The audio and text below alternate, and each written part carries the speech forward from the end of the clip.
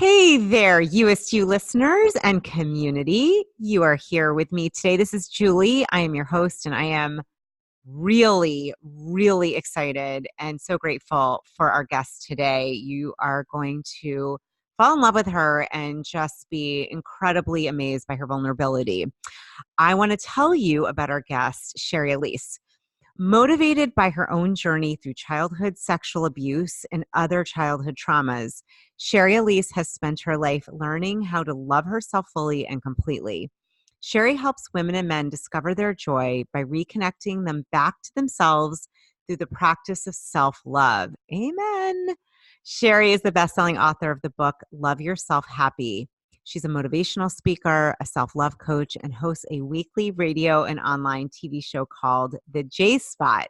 She's also the co-founder of the Wellness Universe, a community of holistic practitioners, coaches, and thought leaders whose focus is to help create happy, healthy, and whole people. The Wellness Universe is the bridge that connects wellness resources to those who are seekers of wellness. And Shari was actually on with Anna, co-founders of the Wellness Universe, probably I'd say 50 episodes ago. So you can also check out them there too.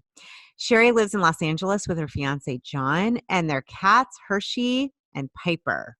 You can learn more about Shari at sharialyse.com and thewellnessuniverse.com. All of that will be on the show notes.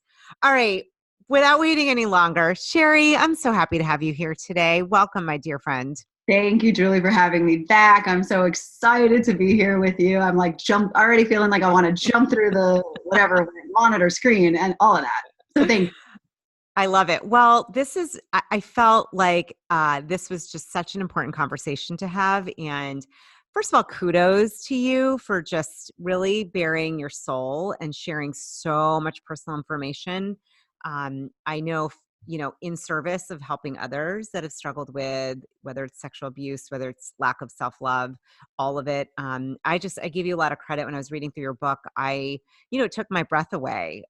There's some parts that are really gut-wrenching, and having known you, I'm like, what a light in the world. I had no idea. So I just give you some serious props for being so courageous, and I'm honored to have you here today and just talk about you, the book, what your mission is, and anything you can share with others to kind of share about you and your story. Thank you for that. It's not always easy to share everything. But it's interesting because my dad used to say to me, he would be like, Shari, why do you have to tell everybody everything? And there's just been this part of me that knows that in the sharing of our truths and being vulnerable, that everybody just feels less alone. Yeah. I think as coaches and thought leaders and motivational speakers and whoever puts ourselves out there, yeah. I really feel like it's our duty to really share truths. Because if we put ourselves on this, not pedestal, but in this thing like we have no issues or we've learned it all and we've gotten there, it really does people a disservice. And you are so good at sharing your truth and your vulnerability too. So it's a beautiful thing that I recognize and honor in you. Oh, thank you. Well, I will say, just like you, to me, first of all, it's healing. I know for me, the decision I made was that, getting through something challenging, I promised myself and the divine creator that I would help as many people. And I think I just sense the same with you, because going through tough stuff and then being able to help others is just what it's about. And you've really stepped into that space with this book and all that you're doing. I think I had to. I think like you just said, when you have these challenges or you've learned something great. Like that was always it for me. Like I've been sharing since I was young. Like as soon as I learned something, I couldn't wait to share it with somebody because I just wanted someone else to feel better as well. So that's what I hope and what I've heard that this book has done so far. And I'm so proud of myself. I'm just going to say that I'm so proud of myself for sticking to it, for doing it, for writing it, for pushing it out there, and for making people buy it. Absolutely. Oh my gosh. Good for you. And I love that you're like, I'm proud of myself. You're listening in. Have you said you're proud of yourself? Because I'm thinking, God, I want to do that more. It's really loving. And why not? I would say that to you or to someone I love dearly. So hello. I think that's wonderful. it's the work that I'm passionate about doing right now. It's the work that we should be doing with ourselves. Yeah, And it's what the book ultimately is about learning to love ourselves. And that means, as you just said, taking care of people and treating ourselves the way that we do the people we love. totally. Oh, I love that. I would love for you to share a little bit about your story for those that have not read Love Yourself Happy yet. To just, kind of a little bit at your story, what maybe even start with what motivated you to write this, the obstacles, like what you've moved through to get to this point. And then we'll go from there. I feel like I have a million questions. So we'll start there. We'll start there. Okay. And this is always such a hard question because it's like, where do you start in your story? Because there's so many areas. But I mean, the ultimate, that moment in time was the sexual abuse. I mean, that's really where it all stemmed from, I would say, because learning from 7 years old and navigating through the world and learning how to respect and honor myself and find the value and worth in myself from what that experience didn't take away, but what it did is make me forget who I was, because I spent a lot of my life running from who I was and who I am. And that's really what the journey has been, Julie. It's at 7 years old, I was sexually abused by a stranger, and I prosecuted him. So I went to court and stood on a witness stand and shared in front of all these strangers what he did to me and actually put him in jail. But what had happened at that time is that my family and people who loved me and everybody was just sharing about what a brave and wonderful and strong girl I was. And so growing up, that's all that I had heard, was how brave and strong and wonderful I was. And the only thing that I didn't hear was, I'm sorry that this happened to you. How are you feeling? What's going on with you? And when we're young kids, and this is what I feel about everybody, and I've learned in the work that I do with people and with myself, is when we're young kids, we're so open and vulnerable and beautiful and free and joyful, and and we just live in that space. And the moment that we've been betrayed or let down or disappointed, what we've learned is that this beautiful open space of ours is no longer safe to be that way. Yeah. And so we learn to shut down. And what I believe is that we depart from that part of ourselves. And so I spent the majority of my life running from that little girl, running from that beauty and that wholeness and that joy and all of that, trying to not get hurt again. But when you're not living in your truth, which is that little girl and is that wholeness and that beauty and that joy, when you're not living in that space, then you're ultimately making choices that aren't in alignment with that. Right. And so what I ended up doing was, running down the path of, being promiscuous in my 20s and then overeating throughout my life, stuffing down those feelings that I never got to share or express. And it's just been through the years that I finally began to listen, right, and stop running. And that's what the book is, and what the journey is about coming face to face with that little girl that I left so long ago. And what that reunion really has brought to my life, and what I feel it could bring to all of us if we choose to connect back to that place. Wow. When you, some questions, because I love what you just said, and just the courage I think it takes to share this and to go back into that space. I think similarly, different situation, but using food. So many of us do that. It's a great drug. It's easy. It's not expensive, and you don't get pulled over for it. Right. Curious, how did you said you finally listened did you hear it? Was it a voice? Was it a nagging? What was the pivotal moment, or when did you start to, did it come as a sense, or how did you finally start to get the sense that you wanted to listen, and what did that sound like or look like or feel like for you? Well, the voice has always been there. It's just been a very distant voice. Yeah. And I feel like if I was to imagine, it's like, Shari, down like a long hall. And it's always been like, don't do that, very distant. And I'm like, shut up, pushing that away, walking further and further away from it. However, I never outran it as much as I tried. So it always showed up. it always showed up in the relationships that I chose, and the feeling badly about myself, and the food choices and the partying. It was always there, and always saying, don't do this again, Shari, don't say it, don't call him back, don't. And I finally got tired, like physically tired and physically sick. Mm-hmm. I had not thought about, so once I put the guy in jail, for me, it was like energetically like, okay, I dealt with it. So over the years when people have said, this must have affected you, I'm like, no, I'm good. But obviously I wasn't good. And it was, gosh, now like maybe 10 years ago, that I had an experience where I was getting ready for work and I was in the shower, and all of the memories from that day came back to me. Now, up until that point, I was very much the observer, looking at it, being very separated from it, being able to talk about it like it was nothing, sharing with people about my sexual abuse and what logically it did. But that particular day, I felt his hands. I mean, I felt it all. And that was when I knew, okay, you have not really dealt with this. This is still here lingering. And so the choice to actually listen began that day, but it was still a journey because I still wasn't ready to face that yet. And that particular day, all I knew is that I needed to get out of town, and I didn't know why. I just knew that I had to escape and go somewhere to deal with this. And so I ended up in Sedona.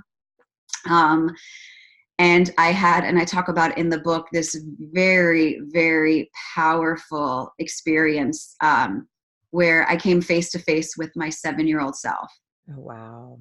Yeah. And I go into detail in the book, and I don't want to ruin it. If anybody buys it, I'm not trying to get you to buy it. It's just, it's a great story because it changed everything for me. But she came to me because she just needed to be with me. And the only thing I understood at that time was that I had spent so many years, I felt like eating and trying to protect her.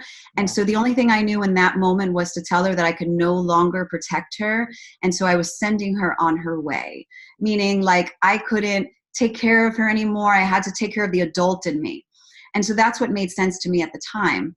And then 5 years later, I journeyed to Italy on this other crazy adventure of my life that led me there. And at the end of my trip, while I was in this church, I got this voice came to me, which I knew was God, divine, and said to me, Shari, you weren't supposed to leave her. You were supposed to love her. Oh, wow. And so it was a voice, and it was in that moment, and it was everything finally came and made sense that I was not supposed to be running from her. I wasn't supposed to be trying to protect her. I wasn't supposed to be pushing her away. I was supposed to be sitting with her, and I was supposed to be talking with her, and I was supposed to be kind with her and compassionate and loving with her. And so I spent the next few years really just learning how to connect with her and what she needed. And that's, nothing is ever like so clear. It's been, quite that journey to get to where I'm at. But finally, when I slowed down and I stopped running and I chose to listen, that is when everything changed. Wow. That is, oh my gosh. I love what you said, that you always heard this voice. It was like down the hall, and then it sounds like it got closer and closer till finally it was like tap you on the shoulder. You're like, I hear you. You're right there. Right. Amazing. I'm thinking for everyone listening, we all have different ways of whether we hear it, we feel it, we sense it, we see it. I mean, I know there's a lot of ways to connect to our intuition or that inner voice or higher self. I would love to talk about, I'm just thinking for those who, whether it's sexual abuse or other kinds of trauma, just from, there's different modalities and ways to reconnect with your younger self. And I'm curious what you've learned or what you do that's helped, because I think that could help a lot of people. Maybe teach about that. Yeah. So 2 years ago, I got sick. I started having stomach issues, and they were really scary because the doctors didn't understand what was going on. They couldn't give me answers, basically. And when doctors cannot give you answers and you just know that you're in pain and nothing's getting better, your mortality, everything comes into play in your mind. And I was so scared and I didn't know anything. And what I feel like is when we're pushed into these situations, our defenses are dropped. Like there's no more ego anymore. And so I had completely surrendered. And someone actually in the wellness universe suggested that I meditate. And up to that point, everyone, of course, had talked about meditation. And I had always had such a resistance to it because I always said, I can't quiet my mind. There's too much going on in there. And the truth was, is that I just wasn't ready to listen. Yeah. And so I finally did. And so for me, meditation, which may not sound as glamorous. Everyone's like, yeah, meditation, but it really is that slowing down. I mean, you know this, you're a meditation teacher. I mean, slowing down and listening and hearing and connecting, that is what began it. And it was in that listening where I heard my younger self say, all I wanted was a hug. And then I heard God say to me, so give her a hug. And so this is now the practice that I do every single day, twice a day, and I haven't stopped, is that I literally give myself physical hugs every single day. Wow. And that for myself is it's just, I don't know how to express except that it loves me. It makes me love me. It's that physical, it's that, I don't know. I tell myself how proud I am of myself. I say, you're doing a great job. I tell you, I love you. What do you need from me? How can I help you? I mean, I have real conversations with myself. Mm-hmm. And so for me, that practice of self-hugs is a game changer because it allows me to slow down and sit with who I am and what I need. Wow. I think this is such great wisdom, and I can feel and see and hear that it impacts you. I totally get it. Some of the practice I do, it's like the most loving thing. And what I'm getting from you, and this is my belief as well, I think we often look out there elsewhere to get what we're looking for, that love, that recognition, something. And what I'm getting from you, and I believe this too, it really can, and it's most potent when it comes from within. Yeah, I mean, there is no doubt. I mean, I spent the majority of our lives, and most of us do, is trying to seek that fulfillment through all external things, of course. I mean, I did that, even wanting to be an actor. Like, there was needing that external validation of people to tell me how great I was. Yeah. And the reason why I think that happens is because of that separation from ourselves, from that time that we were betrayed. So because we separate, we never know what it is that we actually need. Yeah. So we feel this misalignment. We feel like just this, something's not quite right. And so we're trying to find what it is that's going to make us feel better. And so we're looking everywhere. And then we end up finding out that it was never out there, that it's always been here. And the moment that we gift ourselves with that, it's like that bright light. It's like the, you know, I love like, duh, of course it's here. Like, of course. And then the beautiful thing about that is that then we gift other people. We let them off the hook. Yeah. Because we get to now appreciate who they are without the expectations of needing stuff from them. Very, very different way to do life. I completely with you. It's actually, and I think what you're saying too, you go from a kind of needing / lack perception to it's already within you. Yes. So yeah, brilliant. And exactly it. And you know, what's so interesting is that people say, and I don't actually agree with this. People say you can't love others until you love yourself. And I've always been one that's like, I don't know, because I really love this person. Mm-hmm. So I feel like we can love others, but what I believe is that it's not an unconditional love. It's a love that comes with certain things. Like as soon as you're not filling something for me, then suddenly I'm upset with you. Yeah. Something's not quite right. So there is that fine line of, you know, what love looks like when you fill it for yourself and then when you need it from others.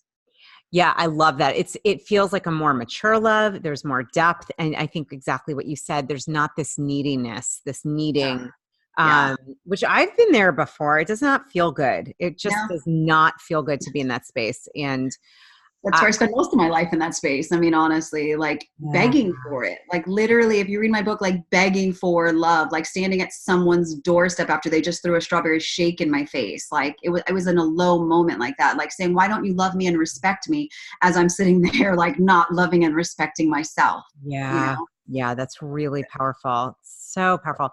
Wow. And so I love, like, I'm just thinking for people that are listening, just ways to reconnect. It's kind of like, of course, the meditating, slowing down. I think absolutely getting still in our world, in our society. It's like things are so going so fast. I mean, we're inundated with, I don't even, to be honest, I'm not even on social media that much. I have to really just keep it to short periods. I don't do a lot of TV because it takes us out of that space of kind of being connected.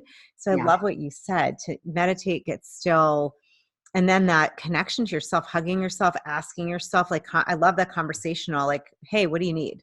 always, every day. That's so important because otherwise we kind of just like power through the day Yeah. and we never stop to ask ourselves what Yeah. it is that we need. Yeah. And, when you're sharing about this, we're so busy and inundated. Another practice that I do, and it's real and it's challenging. Like as soon as I wake up, it's so easy to pick up that phone and I lay there thinking about that phone and what's in there. And I go, no, stop. And so my first thing that I do is put my hands on my heart Yeah. and say, good morning. Thank you. I love you. Oh, That I have to do. Otherwise the day gets away from me. So that's another practice that I do. I love it. When you ask yourself questions, I'm thinking practically for people that Mhm. are like, okay, do you journal? Like, so you say to yourself, all right, what do you need today? Do you pause, listen, and write it? Do you just kind of pause and think about it? Do you say it out loud? How do you converse with yourself in a way that people might get some takeaways? I'm a talker. So I do it in two different ways. I do it in my shower when I'm hugging myself because that's when I feel the most vulnerable and open. Mm, Because I'm also giving myself that physical love. So I feel like it allows my truth to come out because it feels safe. And so when I ask that, I listen, and it's an internal voice that's like, oh, I'm anxious today. And then I have that conversation. There's never a, why are you anxious? You shouldn't feel that way. There's always an, I understand. I can mm, understand why you feel that way. Of wow. course you do. You have so much going on, Shari. Like it's this love, and I say it out loud. Yeah. That's the, like I speak it out loud. It's like, and if anyone heard me, I'm like the crazy person with the two people in the shower. That's me, but it's what works for me, Yeah. And the other day when I hike daily, and the other day I was listening to a meditation, and the first thing that it asked me was, how are you feeling? Like to check in with myself. And the first thing when I checked in myself was I was feeling anxious and I was feeling a little sad. And I did two other meditations and it was the same question, how are you feeling? And by the second one, I was no longer anxious, but I was still a little sad. And by the third one, I was hopeful. Wow. And just that recognition of watching that and recognizing that and knowing that this just paying attention and being present with yourself really works. It was just a beautiful moment for me. So beautiful. Tell me, so the book, you shared so much in the book. What are some of your goals or hopes or dreams with the book and how you'd like it to make an impact and help others? Um, sorry, not sorry. Yeah. um, I just want to, my hope is that when somebody reads it, that they just feel that they treat themselves kinder, that they're just more gentle with themselves. Because the book isn't just about loving yourself happy. The book is about loving yourself when you're scared. The book is about loving yourself when you're jealous and when you're angry and when you're frustrated. It's about loving yourself in all moments. It's about forgiving yourself. It's Mm, about really just accepting and acknowledging where you're at, who you are, and the imperfection in all of us. And so for me, when I envision somebody reading it, I envision them exhaling. I envision them looking in the mirror and loving who they see back. That for me is like the goal. And then, career wise, I mean, I want to be on stages speaking this message. I want to be on television shows speaking this message because I feel it's so important, because I feel like we're giving everybody else, all of us, and we're not giving it to ourselves. And once we start showing up for ourselves, that is how we change the world. oh yeah. Heck. Oh, yeah. Oh yeah. That is Yeah. 100% with you on that one. Yeah. 100%. I love it. I love it. And just, I mean, I think, in terms of sharing so much, I'm curious with your family and people that, are close to you, how has it been bearing so much vulnerably. How has that been? How has that journey been for you? Well, it's interesting because I made it a point to speak to my family over the years of my own healing about the ways that I felt as a child, and things like as I was experiencing them or healing from them, I needed to share with them how I felt. And so in the writing of the book, they were aware already of how I felt. So that part was a little bit easier. And they're actually really proud of it. I mean, they were like the first ones to read through the book.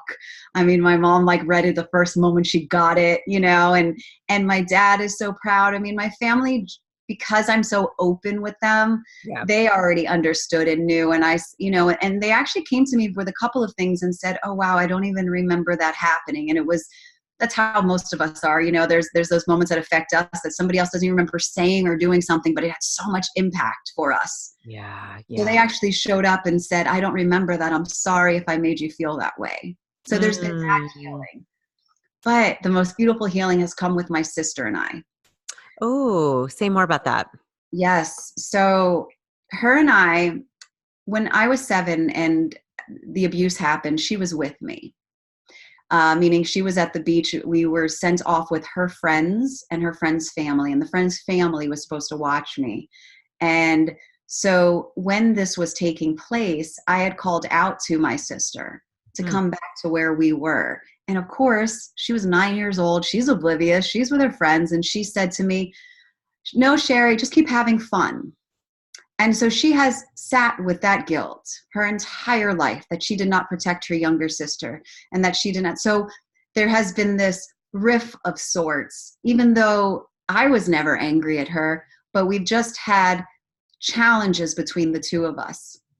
And we grew up feeling very differently about our parents' love, like a lot of siblings do, like, "Oh, they loved you more than they love me." And so after she read my book, she called me at crying, and she had said that she actually, number one, feels better that the things that I went through, like that she went through them too, and she thought she was the only one feeling that. And she said for the first time, she's able to take herself out of her own, what she called self-pity, to see that I actually had challenges too. And I was experiencing a lot of the same things that she did. And so she apologized for always making it about her throughout our lives and stuff. And it just, something lit up inside her. And she said to me, "I feel like now that I've seen you walk through this, that I can too." Oh, wow. Yeah. So Wow. it's like as if someone with a magic wand went like that on our relationship. And now all of those years of whatever was between us was lifted. Amazing. Do Beautiful. you feel, I would imagine, do you feel lighter or different in your body? And I know in some ways because of the dealing with the food and then shifting, maybe say a little bit about your background with the food and then how you feel, but it just seems like I would imagine you feel lighter. Yes. I mean, without a doubt. But what's interesting is when you say lighter, I feel grounded Mm-hmm. because I was always I don't want to use the word flighty, but my energy was always up here. And I felt like it was because that's where I felt like I had to be, and after writing this book and really putting it out there and really getting in touch with my truth, I feel like all of this was like brought to like I, instead of being told I was strong, I finally feel it. Yeah. I finally know it. And, I don't have to turn to any of that anymore. And am I perfect? No, I still have food issues. You know what I mean? Like that's the thing about the work that we do, is that they don't just go away. It's just we've learned tools now how to deal with it. Yeah. And so one of the most beautiful gifts that I give myself is like when I see myself in that bag of chips, instead of beating myself up over it, I ask, "What's going on, Shari? What do you need? What do you really need?" And it's in that space that I'm then able to put the bag of chips away. Whereas before I would beat myself up over eating the bag of chips, and then I would eat more chips, and then I would go to the cake or to something else. Yeah. Yeah. You Yeah. know? So putting this all out there has absolutely made me feel energetically lighter, but definitely just like feet in the ground. I don't know another way to That's like, amazing. yeah, right Amazing. there. Grounded, rooted. Yeah. Yeah. Well, even just you can feel it and those who are watching this can see it. I mean, you can feel the rootedness and also lighter Yeah. presence and more connected. It's so inspiring. I just thank you for what you've chosen to do, not just for this show, obviously, but for like for humanity, for people, anyone that's struggled with trauma, which I'd say many, if not most people have had some sort of trauma, and many, unfortunately, with sexual abuse. And Thank just this, yeah, no, really, like super courageous. And I just applaud you. I know it takes a lot to put that out there.